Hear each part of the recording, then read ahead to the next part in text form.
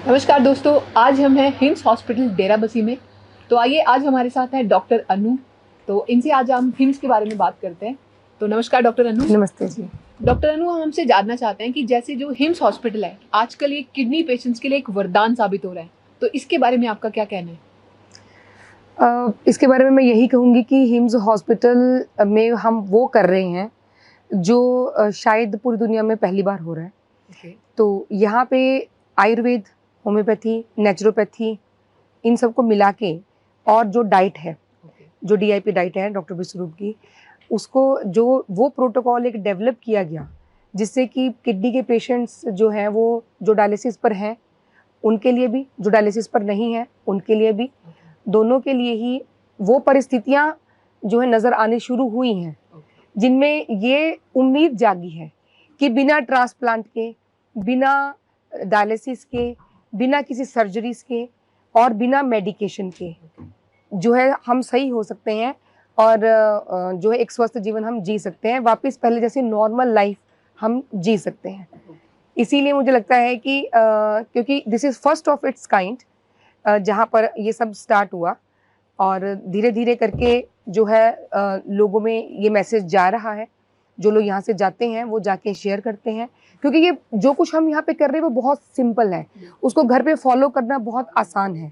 तो इसलिए हम लोग यहाँ पे रखते भी हैं तो सिर्फ सिखाने के लिए रखते हैं और सिखाने के बाद हम तुरंत ही उनको घर भेज देते हैं। डॉक्टर अनु, मैंने सुना है कि यहाँ पे किडनी पेशेंट्स के लिए कुछ नया प्रोसेस आया है, तो कि उसके बारे में आप कुछ बताएंगे? जी हाँ, हम लोग सिर्फ यहाँ पे जो है एक प्रोटोकॉल को इम्प्लीमेंट ही नहीं कर रहे, बल्कि डेली बेसिस पे हमारी रिसर्च भी चलती रहती है और हम कुछ ना कुछ नया ढूंढते ही रहते हैं कि हम पेशेंट्स को और क्या दे सकते हैं। प्लस जो कुछ भी फैसिलिटेट करने के लिए पेशेंट्स को ज़रूरत लगती है वो धीरे धीरे करके हम ऐड ऑन कर रहे हैं। जैसे पहले डायलिसिस यूनिट ऐड किया, लैब हमारी अभी इन हाउस है। इसके अलावा अभी रिसेंटली हमने जो है DTPA भी इंट्रोड्यूस कर लिया है, मतलब होना शुरू हो गया यही पेशेंट का। DTPA is a nuclear molecular scan, जिसमें कंपैरेटिव स्टडी होती है दोनों किडनीज की और उसमें जो है एग्जैक्टली देख सकते हैं कहाँ ब्लॉकेज है। मतलब वो एक जो है ये समझ लीजिए कि रियल किडनी को हम देख भी सकते हैं, उसका साइज क्या है और उसको कंपैरेटिवली जब हम रिपीट करवाएंगे आफ्टर 3 मंथ्स तो पेशेंट्स कैन देमसेल्व्स असेस जो भी उनकी प्रोग्रेस है। मतलब क्या चेंज आया जिस समय ये प्रोसेस यहाँ पे नहीं था और अब ये प्रोसेस यहाँ पे आ गया है, तो चेंज क्या आ गया इसके? जब यहाँ पे नहीं था तब ऐसे होता था कि अगर हमें अर्जेंटली किसी का करवाना है तो उनको कहीं और भेजना पड़ता था, तो टाइम लगता था, एनर्जी लगती है, सब कुछ ही लगता है। प्लस बहुत सारे पेशेंट्स हम नहीं भी करवा पाते थे, तो उनको हम एडवाइस करके भेज देते थे। अब ये फैसिलिटी हमारे पास है तो हम लोग यहीं पे अभी कर रहे हैं, तो सबके लिए आसानी होगी, टाइम भी सेव होता है, उनका शेड्यूल भी जो है वो डिस्टर्ब नहीं होता है। Thank you so much.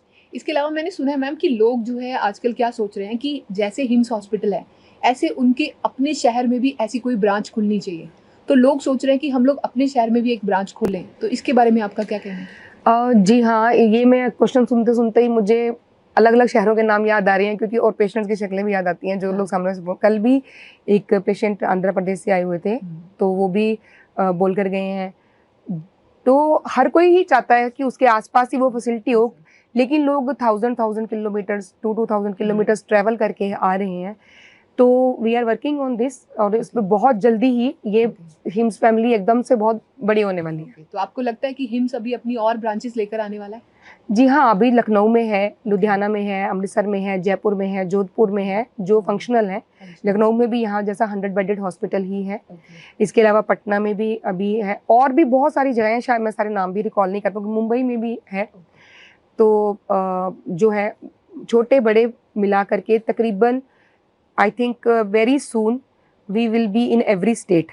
बहुत बढ़िया, thank you so much ma'am. मतलब हिम्स फैमिली अब एक्सपैंड होने वाली है, तो लोग जो है बहुत ज़्यादा ठीक होने वाले हैं। ये सिर्फ भारत में नहीं, मलेशिया में भी शुरू हो चुके हैं, मैं आपको बता दूं।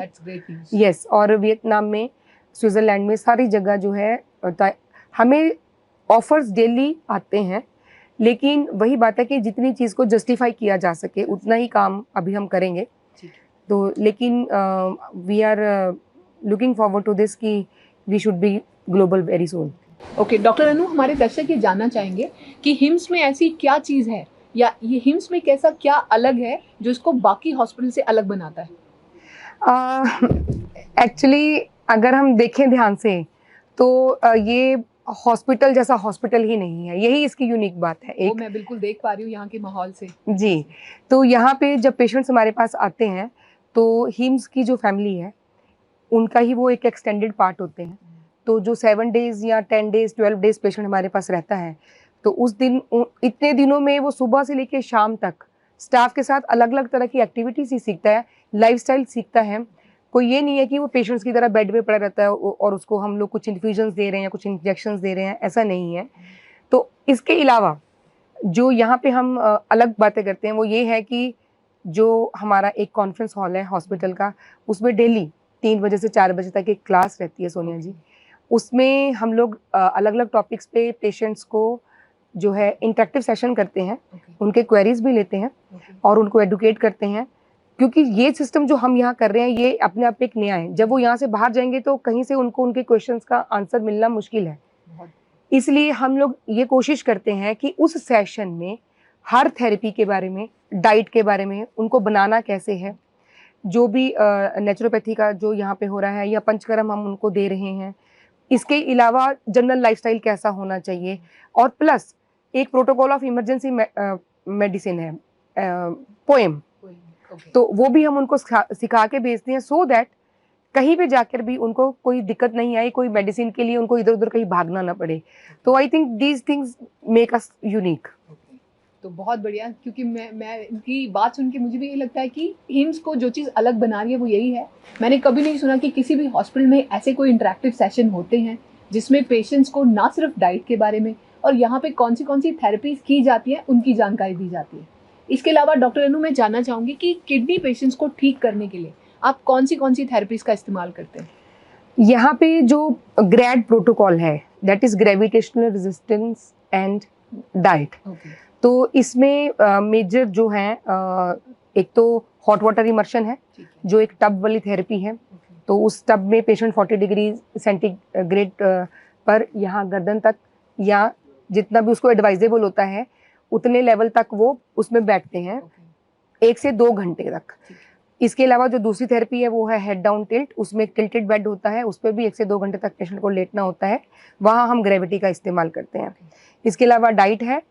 इसके अलावा पंचकर्म की थेरेपीज हैं जिसमें वस्ती होती है, शिरोधारा होती है, या पेशेंट टू पेशेंट जो भी रिक्वायर्ड होता है वो सारी थेरेपीज होती हैं। और नेचुरोपैथी की कुछ थेरेपीज रहती हैं, बट कुछ आयुर्वेदिक मेडिसिन भी हम यूज़ करते हैं, कुछ हर्ब्स। बट जो सबसे मेन रोल प्ले करता है वो है हमारी डाइट। जी हाँ। तो पेशेंट्स को डाइट की भी पूरी नॉलेज आप लोग यहाँ पे देते हैं? जी हाँ, डे 1 से ही उनको सारा कुछ जो है काउंसलिंग दी जाती है। जो डाइटेटिक्स डिपार्टमेंट है वो डे 1 से ही उनको एजुकेट करना शुरू कर देता है, क्योंकि यहाँ पे हम जो कन्वेंशनल फूड, एक जनरल धारणा बनी हुई है कि वो नॉर्मल खाना है, लेकिन मेरा सवाल ये है सबसे कि जिस खाने को खा के हम बीमार हो रहे हैं वो नॉर्मल कैसे हो सकता है। तो पेशेंट्स भी कई बार पूछते हैं कि हम नॉर्मल खाना कब तक खा पाएंगे, तो मैं उनसे यही पूछती हूँ अगर नॉर्मल होता तो आप बीमार क्यों होते हैं। और जब वो ये पूछते हैं कि ये खाना हमें कब तक खाना है, तो उनको हम यही बोलते हैं कि जब तक आप ठीक रहना चाहते हैं। तो इसमें मिलेट्स हैं, 5 तरह के मिलेट्स हैं, उनकी अलग अलग तरह की प्रिपरेशन, फर्मेंटेड है या दूसरी तरह की उनकी प्रिपरेशन जो है वो डे 1 से सिखा देते हैं पेशेंट्स को। कुकिंग सेशन भी होता है जो मैंने आपको क्लास बताई उसमें। ये बिल्कुल यूनिक चीज़ है। यस, और फ्रूट्स एंड वेजिटेबल्स इसी को मिला के ही जो है डाइट पेशेंट की प्लान की जाती है। वो किडनी का पेशेंट है या कैंसर का पेशेंट है या डायबिटीज़ का पेशेंट है, अकॉर्डिंग टू द पेशेंट। ठीक है मैम, थैंक यू मैम। और जो पेशेंट यहाँ से ठीक होके घर चले जाते हैं तो उनके लिए आपका क्या मैसेज होता है जाते उनको, और घर जाकर भी किन किन चीज़ों का ध्यान रखना पड़ता है? सबसे पहले तो मैं आपको ये बताऊंगी कि जो पेशेंट यहाँ से जाते हैं तो इसका मतलब ये नहीं कि उनको हम अबेंडन कर देते हैं। We hand over that patient to a virtual team. मतलब yes, there is a mobile application called grad application. उसमें पेशेंट डे 1 से ही एनरोल हो जाता है और उसमें वो पैरामीटर्स जो मॉनिटर करने होते हैं उसमें वो भरना शुरू कर देते हैं। तो जब पेशेंट डिस्चार्ज होता है, the moment he leaves the hospital he is handed over to a virtual team जो उनको मॉनिटर करती है। And then there is an emergency team also जो 24/7 अवेलेबल होती हैं, उनको हम पेशेंट्स को सब बता के भेजते हैं। इसके अलावा जो चीज़ें वो यहाँ सीख कर जाते हैं, बेसिकली वो यहाँ सीखने के लिए ही रहते हैं। हाँ, बाकी पर्सन टू पर्सन हम लोग हर चीज़ को, जैसे हम टेम्परेचर को अलग अलग तरह से रिस्पॉन्ड करते हैं। मेरी बॉडी अलग तरह से रिस्पॉन्ड करेगी, आपकी बॉडी अलग तरह से करेगी फूड को। इसी तरह ट्रीटमेंट्स को भी जो है पेशेंट टू पेशेंट वो वेरी करता है कि कितने दिन में उनको बेनिफिट मिलता है, बट वही चीज़ें उनको सेम घर पे फॉलो करनी होती है। हम तो इनकरेज करते हैं कि आप अपनी फैमिली को भी वही सब में लेकर आए ताकि कोई बीमारी ना पड़े। बिल्कुल सही मैम। तो देखा आपने कि हिम्स हॉस्पिटल जो है, अगर एक बार कोई भी पेशेंट यहाँ पे आता है तो ऐसा नहीं है कि जब वो ठीक होके घर चला जाएगा तो उसके बाद वो हिम्स हॉस्पिटल का हिस्सा नहीं है, उसके बाद भी वो हमारा हिम्स फैमिली का हिस्सा बन के रहता है। इसके अलावा मैम मैं आखिरी में जानना चाहूँगी कि आपको कैसा लगता है जब इतनी गंभीर बीमारियों से पेशेंट यहाँ पे आते हैं, उसके बाद ठीक होके जब घर चले जाते हैं तो आपको कैसा फील होता है? देखिए, सिर्फ मुझे ही नहीं, मैं कहूँगी कि किसी भी मेडिकल प्रैक्टिशनर को, चाहे वो कोई भी पैथी का हो, आई थिंक उसके लिए सबसे ज़्यादा डिवाइन फीलिंग यही होती होगी। ये सबसे ज़्यादा सेटिस्फैक्शन वाला पॉइंट वही होता होगा जहाँ सामने से पेशेंट जो है वो खुद से उनको बोले कि मैं ठीक हो गया। और एक्चुअली ट्रीटमेंट का मतलब यही है कि कुछ दिक्कत आई तो पेशेंट डॉक्टर के पास गया, उनको हमने कुछ दवा दी या कुछ थेरेपी दी या कुछ भी किया तो उसकी वो प्रॉब्लम ठीक हो जानी चाहिए। तो दैट इज द ट्रीटमेंट। हमने उसको दवाइयों पे डाल के भेज दिया तो once a patient always a patient वाली बात होगी। तो आई थिंक सबसे ज़्यादा जो कंटेंटमेंट वाली फीलिंग है वो वही होती है जब सामने से पेशेंट में हम लोग सिम्टोमेटिकली रिलीफ देखते हैं, उनका क्वालिटी ऑफ लाइफ जो है उनका वो इम्प्रूव होता है। जो पेशेंट व्हील चेयर पर चल के आता है, जब वो अपने पैरों पर चल के जाता है तो उस मोमेंट को तो मैं एक्सप्लेन भी नहीं कर सकती हूँ कैसा लगता है। ओके डॉक्टर अनु, कोई एक ऐसा पेशेंट आपको याद है जिसमें जाते हुए कोई आपको ऐसे कोई इमोशनल कुछ वर्ड्स बोले हो जो आपको कभी नहीं भूल रहे हो? जी हाँ, ये तो हमारे साथ रोज़ होता है, सिर्फ मेरे साथ ही नहीं, सभी डॉक्टर्स के साथ।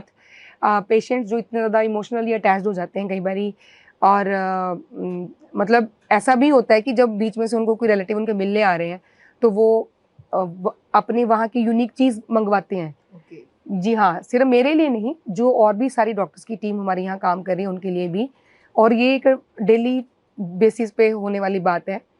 कुछ ऐसे पेशेंट्स हैं जो जैसे नॉर्थ ईस्ट से आते हैं तो लकीली मैं थोड़ी थोड़ी असमीज़, बंगाली समझ लेती हूँ एटलीस्ट। तो जब अभी भी पेशेंट है हमारे पास में हॉस्पिटल में, एक विचित्रा गोगोई जी करके, तो वो जब आई तो फर्स्ट डे सेकेंड डे वो उनको वो फील ही नहीं, मतलब कनेक्शन ही नहीं फील हो रहा था।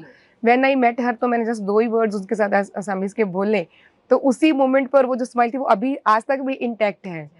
मतलब आप पेशेंट्स को लाइफस्टाइल सिखा रहे हैं और पेशेंट्स आपको अपनी लैंग्वेज सिखा रहे हैं। जी बिल्कुल। ये तो गिव एंड टेक हो गया। Thank you so much doctor Yes. Anu, आपने अपना कीमती समय निकाल कर हमसे बात की। Thank you so much. जी नमस्कार।